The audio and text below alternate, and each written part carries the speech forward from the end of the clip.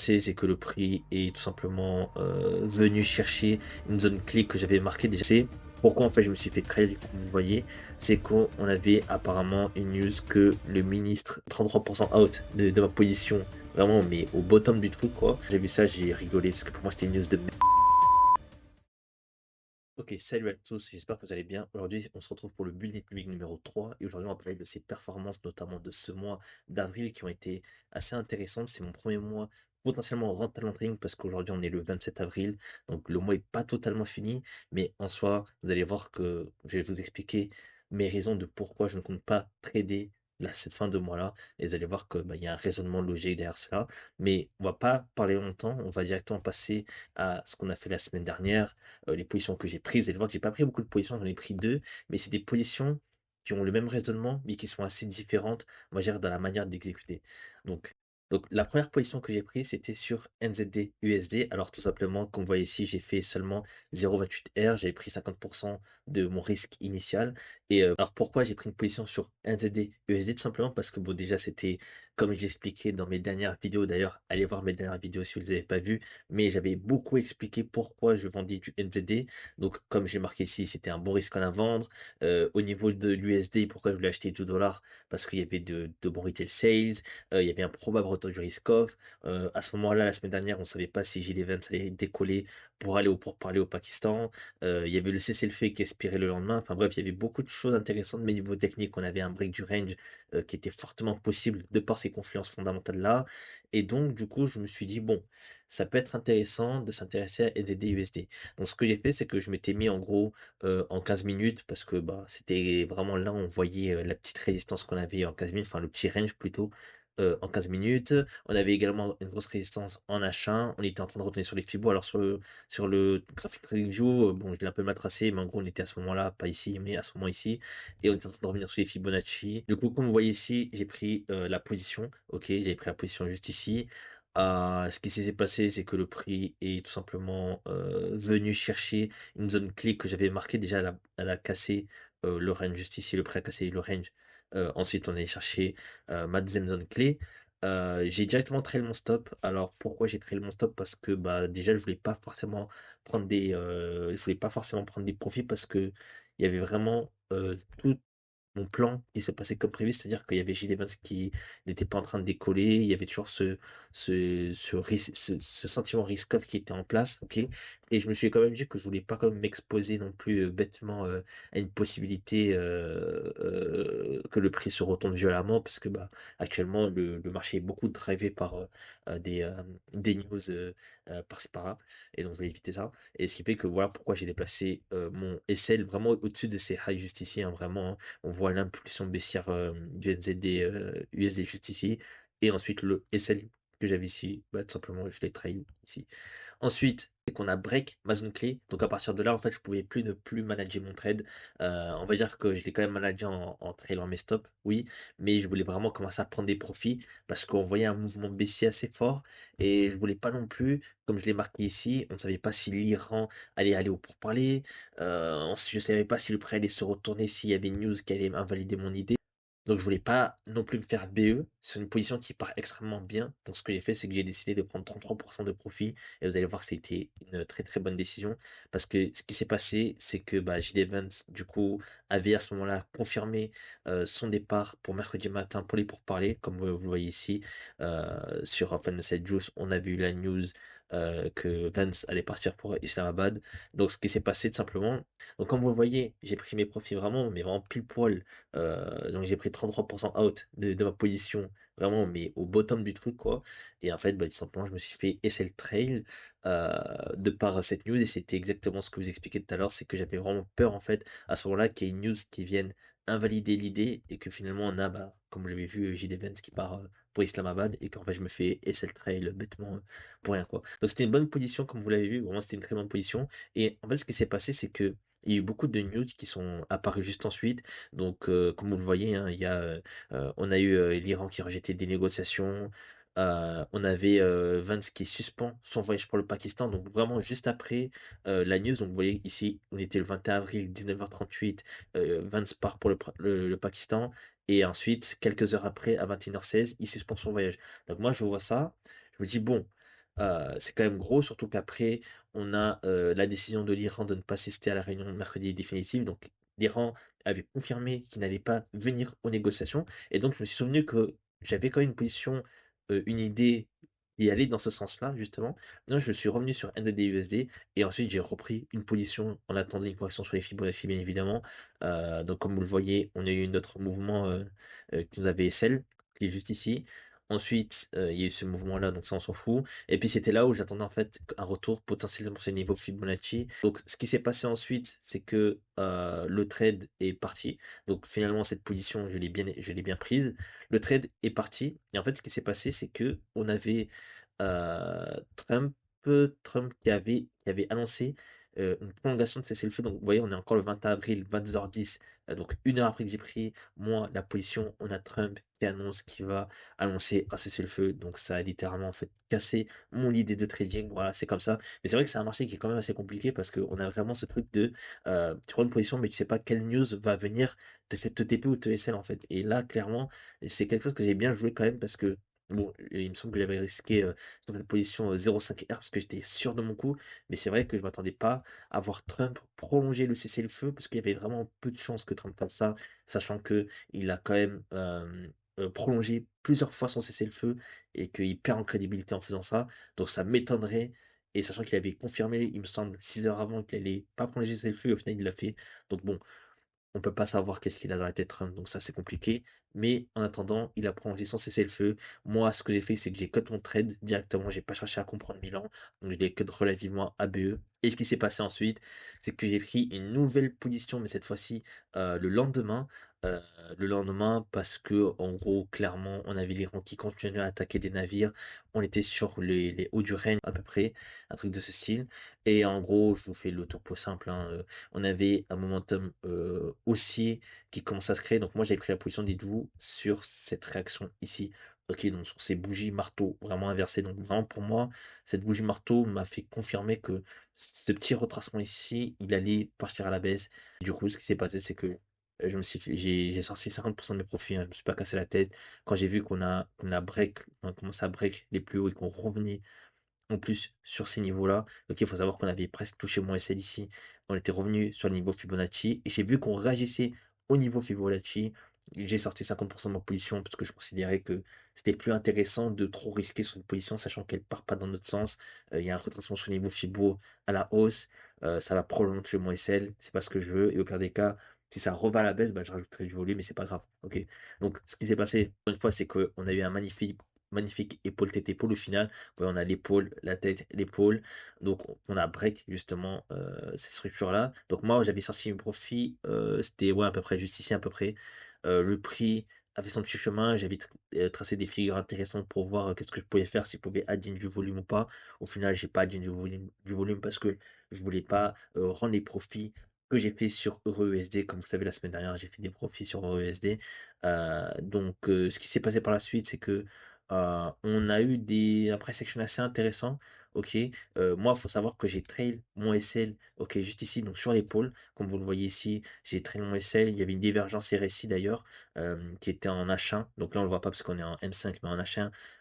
En gros, le RSI est en train de faiblir. Ok, le RSI, ça permet de mesurer la force du prix. Et en fait, le prix était clairement en train de perdre en force. Donc ça me confortait dans cette idée de trail mon stop, notamment à l'épaule de la structure épaule tête épaule que vous connaissez tous. Donc ce qui s'est passé ensuite, c'est que j'ai fait une énorme connerie. Là, clairement, c'est my bad, comme on dit. C'est qu'en fait, j'étais sur MT4 et en fait, j'essayais de déplacer mon SL, donc le retrail encore. Et en fait, je l'ai fermé sans faire exprès. Mais quand je vous dis sans faire exprès, c'est vraiment, comme vous savez, sur MT5, il y a pas longtemps, il y a quelques mois, ils ont fait une nouvelle mise à jour. Et en gros, maintenant, pour déplacer une position, il faut slider pour confirmer en gros que tu veux vraiment changer ta position, donc déplacer un SL, fermer une position, etc. Et en fait, j'avais pas vu, mais j'étais pas sur modifier la position, j'étais sur fermer la position. Et en gros, j'ai slide, bon, pour ceux qui connaissent, vous connaissez, j'ai slide en fait le fermer position. Et du coup, bah, ma position a été fermée. Mais j'ai eu en gros un gros coup de cul, mais littéralement un gros coup de cul parce que bah, j'ai vraiment cut au meilleur moment, quoi. Bon, dans tous les cas, j'aurais créé le mon SL ABE ou une connerie comme ça. Mais c'est ce qui m'a permis cette erreur et d'ailleurs, je le referai plus puisque bah, là, ça allait dans mon sens. Et peut-être qu'un jour, ça me ferait rater 3 R, 2 R ou je ne sais combien de R.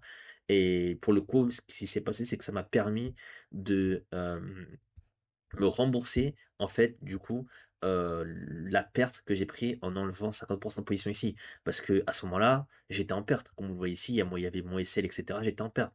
Mais en ayant sorti 50% de ma position, j'ai sorti la moitié de mes pertes. Donc j'ai pris une perte de la moitié de ma position.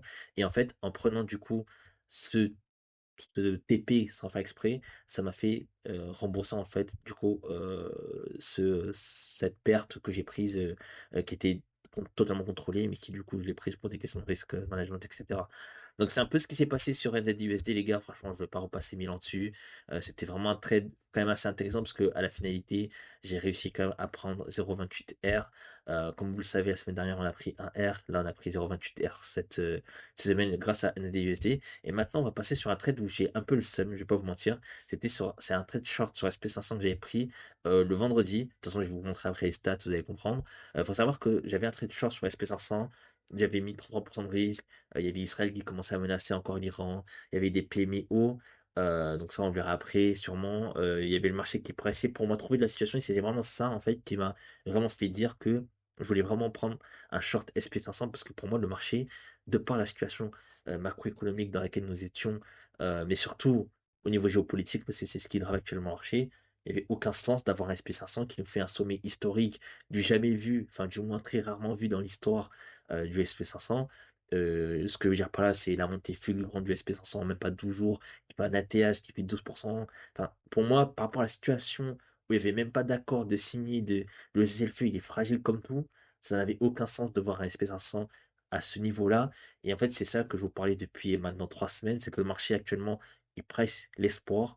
Et pour moi, en fait, c'est tellement dangereux parce que la moindre étincelle, en fait, ça peut vraiment faire partir l'espérance à la baisse. Et vous allez voir qu'il y a une rumeur d'attaque, je crois, d'Israël contre l'Iran, qui a fait plonger le SP500 pendant la nuit. Et en fait, vu que c'était une rumeur, ça a été directement ravalé. Mais c'est ça que je vous dis que vraiment le marché est en train de presser un scénario qui n'existe pas du tout. Ok, même si il le fait tout le temps, là c'est quand même assez prématuré. Comme vous voyez ici, j'ai pris 33% de risque sur le SP500. Je suis rentré du coup à peu près sur cette mèche ici. Bon, encore une fois, il faut que je retrace bien mes positions pour que vous compreniez comment je rentre, parce qu'on peut croire que je suis rentré ici, alors que non, je suis bien rentré ici. Mais parce que je le fais à la va-vite, parce que moi je sais, mais j'oublie des fois que je fais des vidéos et que du coup, forcément, je dois faire en sorte que vous compreniez mes positions. Mais ce qui s'est passé tout simplement, les gars, c'est que voilà, on est rentré au haut du range qui est daté depuis à peu près 3 4 jours. Comme vous voyez, on a la résistance qui commence ici. Hop, ici, ici, ici, on touche 3 fois. En plus, on a aussi un support, donc on est pile dans un range.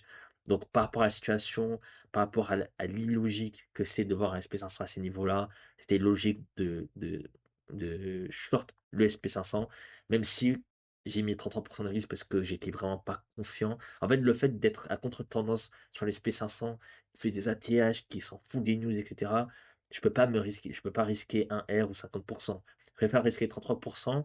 Et vu qu'on est sur des ATH, bah, si on va en retracement, et ben dans tous les cas, je mettrai du volume en plus. Donc là, c'est pas un souci. Ce qui s'est passé, c'est qu'on a une news qui a fait vraiment dump le SP500 comme pas possible. Donc c'est vraiment, pour le coup, j'ai eu le perfect timing, comme on dit. Vraiment, c'était vraiment parfait. Donc je suis rentré. Donc là, on est je sais pas, on est en quelle étape, on est en H1. En H1, ce qui s'est passé, je suis rentré ici. On a eu le gros dump. J'ai trail mon SL à 0,17 R, pardon.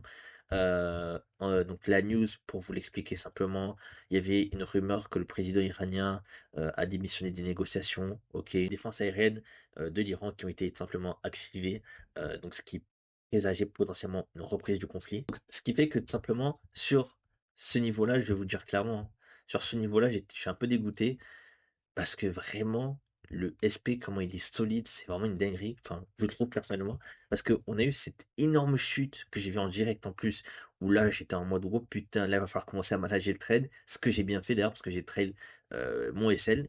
Maintenant, ce qui s'est passé, c'est qu'on a eu un énorme ravalement, parce qu'en fait, ça a été directement CNews démenti. Ok. Donc du coup, ça m'a fait un peu fait chier sur le moment parce que, bah, j'aurais bien voulu du coup prendre des profits, mais j'ai pas eu le temps parce que, ben, j'étais en train de voir ce que la news était vraie, fausse, qu'est-ce qui se passe. Je vois qu'on est en train de break, on fait un lower low juste ici, voilà, on fait un bas plus bas que vraiment un très gros bas quand même, parce que bah là, c'est vraiment on a fait ce bas-là est beaucoup plus bas que les bas précédents du range. Donc pour moi, on est en train vraiment de casser ce range. Et ce qui s'est passé tout simplement, c'est que on a eu une news, donc c'était je crois le lendemain carrément, parce que tac tac tac, ouais, voilà, c'était le lendemain, parce que l'envoyé 23 avril, ensuite 24 avril. Déjà, je vous le dis direct, hein, dès que j'ai vu que le prix commençait à retracer, j'étais en train de me dire: «Putain, qu'est-ce que je fais? Est-ce que je laisse mon trail ici? Est-ce que je trail le sell lows?» Et je savais pas trop quoi faire parce que en même temps, je voyais mal le SP revenir sur ses ATH, mais en même temps, je voyais pas de catalyseur, vraiment venir venir chercher mon trail, au vu de la situation dans laquelle on était. Vraiment, même si c'était vendredi, déjà, moi, pour moi, vendredi, c'était un bon jour pour laisser, entre guillemets, le SP500 un week-end, tout simplement parce que vous savez déjà que le week-end, Trump aime bien menacer l'Iran parce qu'il aime bien profiter que les marchés financiers sont fermés. Donc, je voulais jouer ce play-là, mais en même temps, je savais que je pouvais prendre un gap aussi dans la tête, ce qui fait que j'étais en train de me demander comment j'allais manager ce trade au vu de la situation. Donc, je crois que c'était à peu près sur ces niveaux-là que je me demandais ici. Hem et donc j'étais en train de me demander quand je vais trade et cetera et après bien sûr pour ceux qui pensent que c'est une erreur de comment dire? Laisser un trade sur l'SP le week-end, c'est vrai que c'est une petite erreur, c'était une erreur qui était possible à faire, sauf que même si je me faisais gaper la tête, j'allais peut-être perdre, au lieu de 0,17 R, peut-être 0,3 R, 0,4 R. Ça ferait chier, mais ça serait totalement maîtrisé, même si pour moi, il y avait beaucoup plus d'asymétrie à la baisse qu'à la hausse. Et en fait, ce qui s'est passé, pourquoi en fait je me suis fait très, comme vous voyez, c'est qu'on avait apparemment une news que le ministre, donc Netanyahou, en gros le premier ministre israélien, qui a suivi un traitement pour la tumeur à la prostate, qui est un stade en gros précoce. Pour moi, quand j'ai vu ça, j'ai rigolé parce que pour moi, c'était une news de merde, quoi, tout simplement. Et pourtant, cette news a fait réagir le marché, ok, et ça m'a fait littéralement chasser de la position sur moi parce que le marché se disait que si Netanyahou meurt, la guerre va être plus simple à s'arrêter vu que ça, c'est une théorie que j'avais pour moi de me dire que Israël, c'est le point qu'elle est vraiment bloquée parce que certes, si les États-Unis négocient, c'est bien, mais vu que il y a trois participants dans cette guerre, l'Amérique, Israël et l'Iran, mais il faut que les trois sont d'accord. Et si tu en as un qui est pas d'accord, bah tout en fait est remis en cause. Et ce qui fait que bah, quand j'ai vu cette news-là, je me suis dit non mais c'est vraiment un marché de fou quoi. C'est pas vraiment et celle sur une news aussi bête. Et d'ailleurs sur cette news-là, faut savoir que le marché avait en plus de ça corrigé. Donc du coup, j'étais un peu dégoûté, mais c'est pas grave. Et ensuite, on avait eu une news juste après, donc 20 minutes après, où le ministre iranien était attendu à Islamabad. Donc en fait, vous voyez, pour finir sur cette vidéo-là, c'est qu'il y a beaucoup de contradictions sur les annonces, etc. T'en as un qui va partir à Islamabad, l'autre qui va pas partir. Finalement, il part, il repart. Et en fait, c'est vraiment une situation que je trouve assez compliquée à trader. Et c'est pour ça que j'ai décidé de peut-être pas trader cette fin de mois, justement, à cause en fait de ces news qui clairement me font un peu chier parce que le problème c'est que tu as envie de trader en suivant qu'est-ce qui se passe sur le marché, mais il y a tellement de choses en fait qui se passent sur le marché, des contradictions, des rumeurs, des news, des fake news, des manipulations à gauche à droite, que c'est assez compliqué en fait d'essayer de trader correctement le marché, sachant que bon, comme vous l'avez vu cette semaine, j'ai vraiment pris deux idées de trade, ok, qui ont abouti plus ou moins, sauf pour le SP où là c'était un peu plus dommage.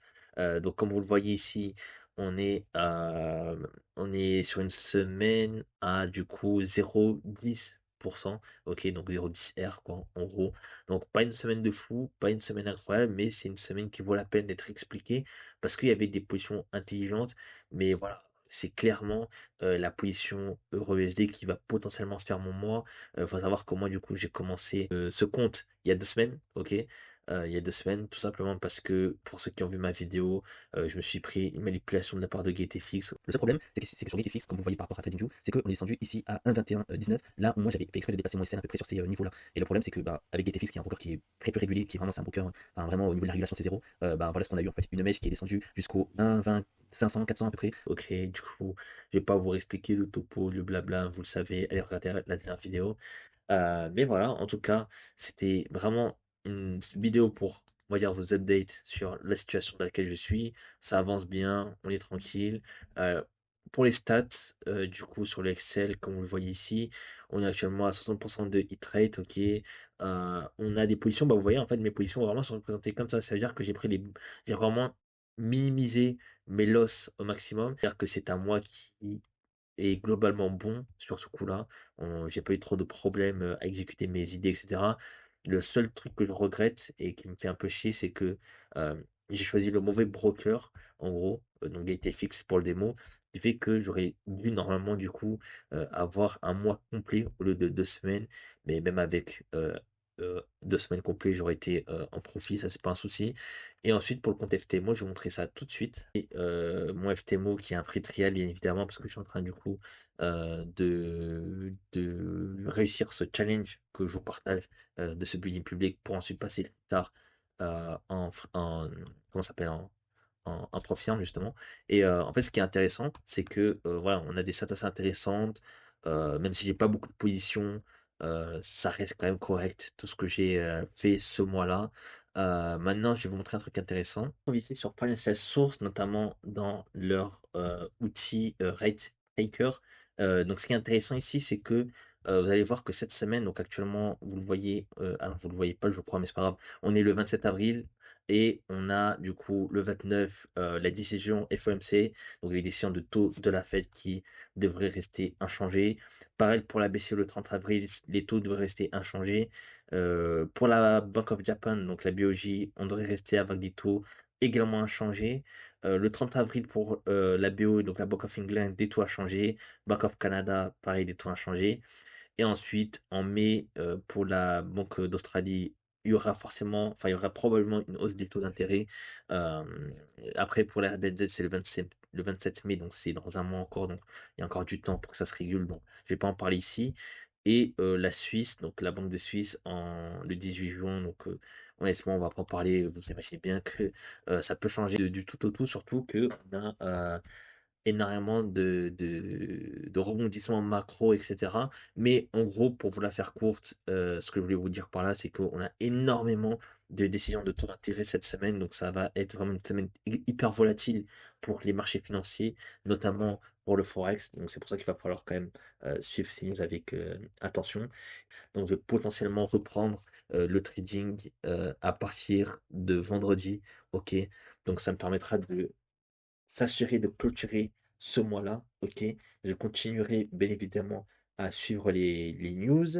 euh, et donc, c'est possible que la prochaine vidéo, si je ne prends pas de trade, ok, parce que c'est possible que s'il y a vraiment une grosse opportunité, etc., que je prends un trade avec 33% de risque, ok, parce que bon, j'ai pas envie non plus de flinguer mon mois. Mais du coup, si jamais je ne prends pas de position, il vous aurez sûrement une vidéo un peu plus sympa sur peut-être les outils que j'utilise, etc. Comme ça vous fera une vidéo sympa. Mais en tout cas, les gars, j'espère que cette vidéo vous aura plu. C'était sympa, voilà, vous avez vu ma semaine. On n'a pas fait grand profit, mais on n'a pas fini en perte. On a continué dans cette lancée ce mois-là. On compte continuer, en tout cas, je compte continuer forcément le mois prochain, en espérant avoir des performances aussi bonnes. Peut-être que pour certains, faire 1% par mois, c'est pas impressionnant, mais pour moi, c'est quand même déjà assez bien. Tant que je suis rentable, pour moi, c'est le plus important. Et que ce soit 1% ou 2%, le plus important, c'est avec quel capital tu fais ce pourcentage. Et ça, du coup, c'est ça qui est bien avec le trading, c'est que on peut vraiment scaler d'une manière absolument phénoménale. Et donc, bah, c'est pour ça que je compte continuer ce mois dans cette lancée-là, voire faire mieux. Et j'espère avoir un mois complet. Maintenant que je suis chez FT, pour les frais et donc GTFX, ça va être pas mal. Merci d'avoir regardé cette vidéo jusqu'au bout. N'hésitez pas à donner de la force en lâchant un gros like, commentaire. Qu'est-ce que vous pensez de cette semaine? Qu'est-ce que vous pensez, il va se passer quoi? Est-ce que vous avez pris des trades ou pas? Partagez ça en commentaire, ça me ferait plaisir également de voir qu'est-ce que vous faites également sur les marchés. Et sur ce, ciao ciao.